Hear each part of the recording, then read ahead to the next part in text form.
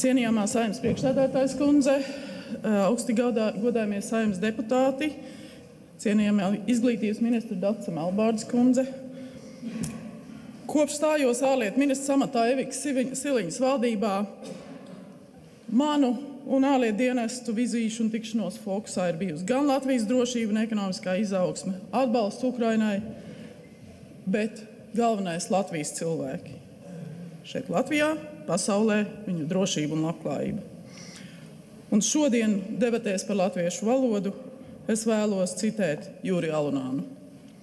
Turiet jūs, latvieši, savu valodu godā, un jums labi klāsies virs zemes. Jo kas sevi pašu negodā, to arī citi negodās. Un tāpēc arī ārlietu dienests katrā savā darbā, sirdī, darītajā latviešu valodu godā tur. Un arī dara. Un šodien par trim būtiskākajiem virzieniem, ko mēs darām kā ārlietu dienests. Pirmkārt par apziņu. Mēs darām to ar apziņu, ka neviens cits mūsu vietā latviešu valodu nestiprinās pasaulē, nenesēs un neaizstāvēs. Jo mūsu valsts pamatā ir latviešu valoda un latviešu kultūra. Mēs esam vienīgā valsts pasaulē, kur iespējama latviešu valodas tālāka attīstība, kur varam valodu aizsargāt, kopt un nostiprināt starptautiski. Un vairāk kā 100 gadu pastāvēšanas laikā ārlietu dienests vienmēr ar lepnumu sargājis mūsu valodu. Arī okupācijas laikā, bet arī pēc.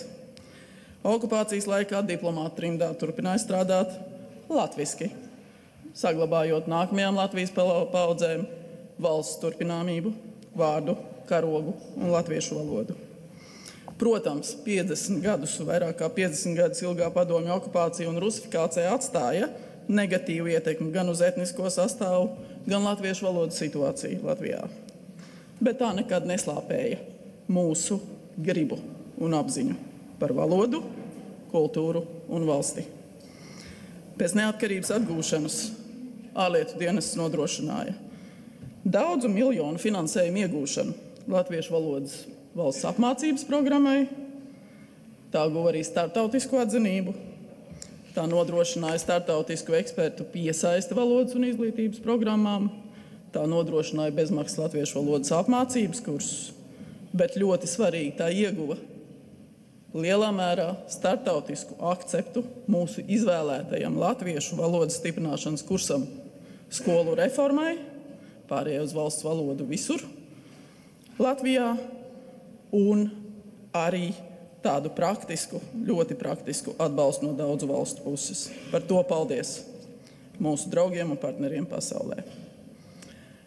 Otrs lielais darba virziens ir latviešu tauta pasaulē, latviešu kopiena un tā stiprināšana.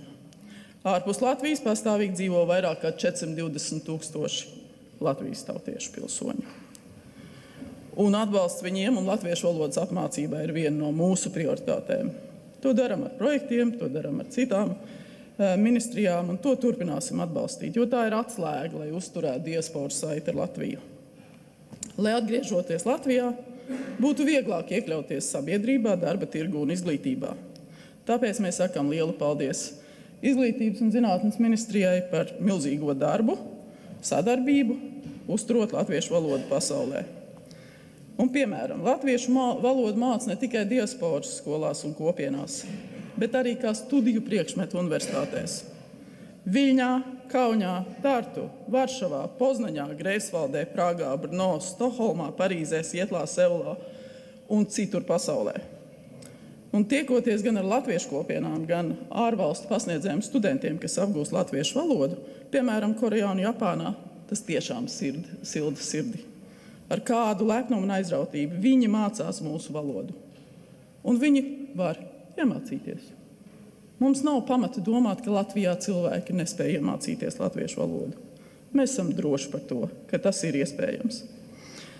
Tāpat mūsdienu tehnoloģiju attīstībā. Mūsu uzņēmums Tilde ir izstrādājis pasaulē pirmo mākslīgā intelekta lielo valodas modeli Eiropas valodām. Tas ir ne tikai uz latviešu valodas bāzes, bet tas ir aktuāli visām mazām valodām pasaulē, arī tām, kurām draud izušana.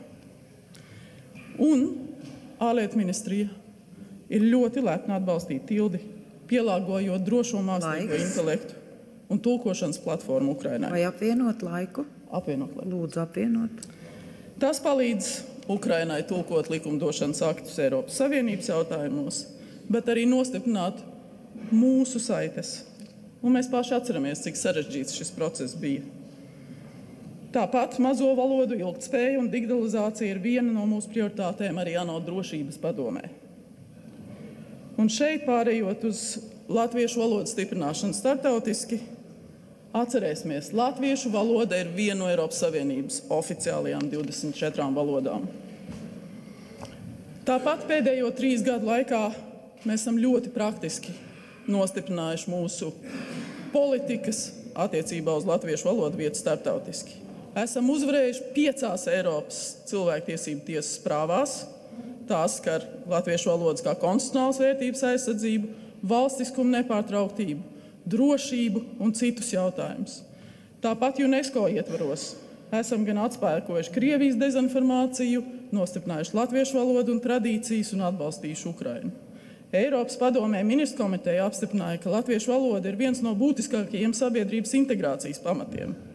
Valoda ir mūsu identitātes pamats. To saprot arī agresoru valsts Krievija. Tiecoties atjaunot savu impēriju, graut starptautisko kārtību un dezinformēt. Bet vissliktākais, kas var notikt, tā mēģina izdzēst Ukraiņu tautas identitāti. Ukrainas okupētajās teritorijās Ukraiņu valoda ir aizliegta. Krievija noliedz, ka Ukraiņiem ir sava valoda. Mēs esam piedzīvojuši šo rusifikācijas politiku. Mēs zinām, kas tas ir. Un šobrīd, kad Krievija pret mums izvērš masveida propagandas un dezinformācijas kampaņas, gan par iekšpolitiku, gan vēsturi, gan valodu, mēs to zinām, un mēs to nepieļausim. Latvijas ārlietu dienests turpinās darbu, nezaudējot modrību, iestājoties par latviešu valodas stiprināšanu Latvijā starptautiski un kopienās un atspēkojot visus Krievijas melus par mums. Paldies! Paldies!